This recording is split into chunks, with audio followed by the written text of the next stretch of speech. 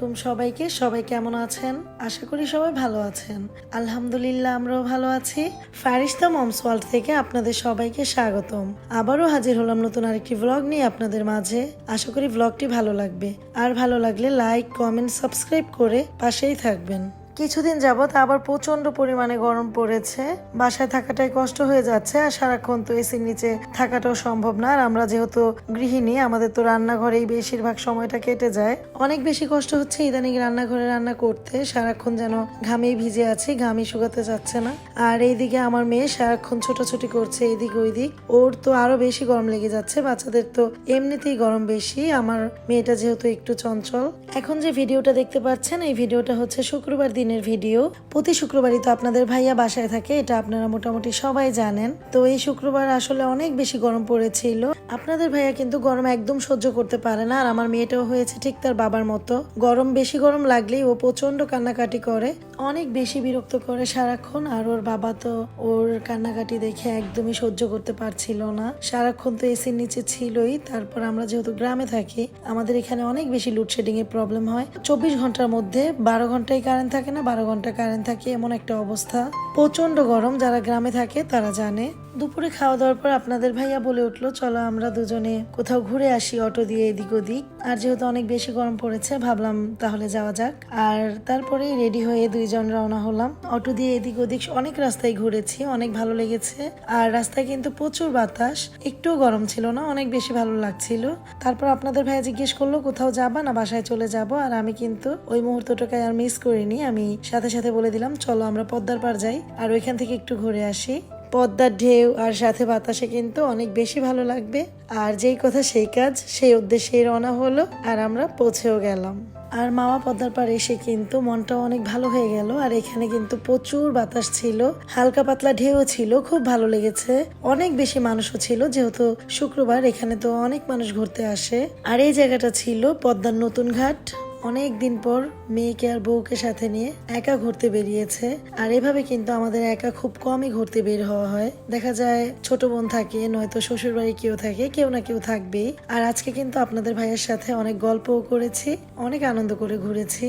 আর এই তো আপনাদের ভাইয়া আর আমার সোনা মানিকটা আপনাদের ভাইয়ার কোলে। আর পেছনে যে বোটগুলো দেখতে পাচ্ছেন, এগুলাই কিন্তু যাত্রী নিয়ে 1 ঘন্টা করে ঘুরে আসে, প্রতি পার্সন 100 টাকা করে। অনেক রিকোয়েস্ট করেছিলাম আপনাদের ভাইয়ার কাছে, সে তো উঠতে একদমই রাজি না, যেহেতু ফারিস্তা অনেক ছোট, সে পানির রাস্তায় যাবেই না, খুব ভয় পায়। তাই আর যাওয়া হলো না। তবে বলেছে পানি যখন কমে যাবে শীতের মধ্যে আমাদের নিয়ে আসবে আর ঘোরাবে।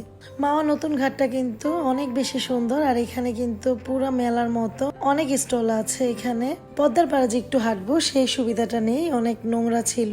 কিন্তু পদ্মার পানি, আশেপাশের দোকান, সবকিছু, সাথে নাগরদোলা, আরো বেবিদের অনেক রাইডও ছিল। সবকিছু মিলিয়ে অনেক বেশি সুন্দর। এখানে বাচ্চাদের সব ধরনের খেলনাই পাওয়া যায়। আর এই যে মাছটা দেখতে পাচ্ছেন, এটা কিন্তু আমার কাছে অনেক বেশি কিউট লেগেছিল। আপনাদের ভাইয়াকে বলেও ছিলাম কিনে দিতে, বাট কিনে দেয়নি। আর এই যে পানের যে দোকানটা দেখতে পাচ্ছেন, এখানে মিষ্টি পান, ঝাল পান, আগুন পান, মশলা পান, অনেক ধরনের পান পাওয়া যায়। আর এই অক্ষরগুলো দেখতে পাচ্ছেন, এগুলো কিন্তু আপনারা চাইলে আপনাদের সব ধরনের নাম লিখিয়ে নিয়ে আসতে পারবেন। অনেক সুন্দর করে নামগুলো তৈরি করে দেয়। আর এরপর আরো কিছু স্টল গুলো দেখছিলাম, আর পাশে দেখলাম একটা আলু ভাজার দোকান। আর এখান থেকে একটা আলু ভাজাও নিয়েছিলাম। তবে আলু ভাজাটা খেতে কিন্তু একটু মজা ছিল না, লবণ অনেক বেশি দিয়ে দিয়েছে, একটুও ভালো লাগেনি, পুরোপুরি খেতেও পারিনি। যাই হোক, তারপরে এই যে এখানকার আমার মনে হয় সবচেয়ে বড় একটা মাটির জিনিসের দোকান। আমার কাছে অনেক ভালো লাগে মাটির জিনিস। এখান থেকে একটা মাটির ব্যাংক কিনতে চেয়েছিলাম, তবে মাটির ব্যাংকগুলোর বাহিরে যে দাম, এর থেকে অনেক বেশি দাম চাইলো, এর জন্য আর কেনা হয়নি। তবে প্রত্যেকটা জিনিসই কিন্তু খুব বেশি সুন্দর ছিল। আর সবকিছুই ঘুরে ঘুরে দেখছিলাম, দেখতে দেখতে ফুলের দোকানটাও চোখে পড়ে গেল, এত সুন্দর। আপনাদের ভাইয়া বলছিল ফারিস্তাকে এখানে দাঁড় করিয়ে কয়েকটা ছবি তুলে দাও, তবে আমার মেয়ে তো নাছোড় বান্দা, কুল থেকে নামলো না, আর ছবিও তোলা হলো না। সবকিছু ঘুরে দেখে ফুলের দোকানটাও দেখলাম। আর এরপরে কিন্তু অনেকটা রাতও হয়ে গেছে। তো আপনাদের ভাইয়া জিজ্ঞেস করলো কি খাবো।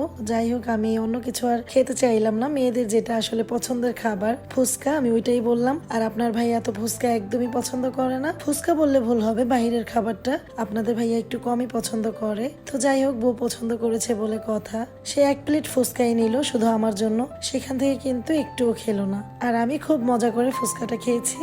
আর তারপর বাসার উদ্দেশ্যে বের হবো। আর সামনে সামনেই কিন্তু একটা চিতই পিঠার স্টল পড়লো, আর ওইখানে আপনাদের ভাইয়া একটা সাদা চিতই পিঠা খেলো, আর আমি বললাম আমি একটা ডিম চিতই খাবো, আর ডিম চিতইটা নিলাম। ডিম চিতইটা কিন্তু অসাধারণ মজা ছিল, অনেক মুচমুচে ছিল। আপনাদের ভাইয়া গরম পিঠাটা একটু ফু দিয়ে ঠান্ডা করে মেয়েকে খাওয়ানোর চেষ্টা করছে। প্রথমে তো নিতেই চাচ্ছিল না, পরবর্তীতে একটু মুখে নিল, তবে মনে হয় তার কাছে বেশি একটা ভালো লাগেনি, বেশি খায়নি, অল্প একটু খেয়েছে। আর তারপর আপনাদের ভাইয়া আর আমি দুইজন দুইটা তেল চিতই পিঠা খেয়ে বাসার উদ্দেশ্যে রওনা দিলাম। মাঝে মাঝে এভাবে দুজনের ঘুরতে কিন্তু বেশ ভালো লাগে। আমার কাছে এই মুহূর্তগুলোই জীবনের বেস্ট মুহূর্ত। আর একটা কথা আছে না, ভালোবাসা সুন্দর যদি মানুষটা সুন্দর হয়, কথাটা কিন্তু একদম সত্যি কথা।